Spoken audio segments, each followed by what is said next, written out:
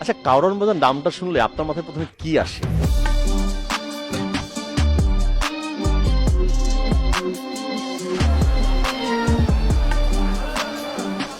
আর কারওয়ান বাজার নাম শুনলে আমাদের মাথায় কি আসে জানেন?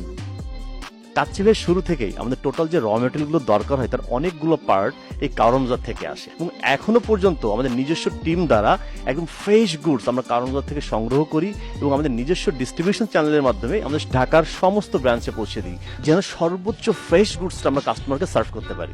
And there is a magic about Karwan Bazar. Karwan বাজার কিন্তু অলওয়েজ একটা স্পিডি, হ্যাঁ, সবসময় একটা গ্যাদারিং থাকে, একটা রাশ থাকে, আর এই সিমিলারিটি কিন্তু আপনি সবসময় কাচ্চি ভাই আসলেও পাবেন। এই এরিয়ার মধ্যে বাসমতি রাইসের কাচ্চিটা অ্যাভেলেবেল ছিল না, যেটা এই ব্রাঞ্চ আসার পর আমরা এইখানে অ্যাভেলেবেল পাচ্ছি। স্পেশালি বাসমতি রাইসের যে কাচ্চিটা, অন্যান্য কাচ্চি থেকে আমার এনাদের কাচ্চিটা খুব পছন্দ।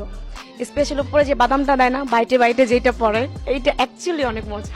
বসুন্ধরা সিটি এবং ওইখানকার কর্পোরেট পিপলদের টার্গেট করে আসলে আমাদের কারওয়ান বাজারের ব্রাঞ্চটা করা, কাজ দুপুরবেলা লাঞ্চের জন্য ওইখানে একটা প্রপার বাসমতি কাচ্চির খুবই অভাব ছিল, এবং আমরা এই গ্যাপটা নিয়ে আসলে কাজ করছি এবং এইটা ফুলফিল করার জন্য জাস্ট কারওয়ান বাজার ব্রাঞ্চটা করা।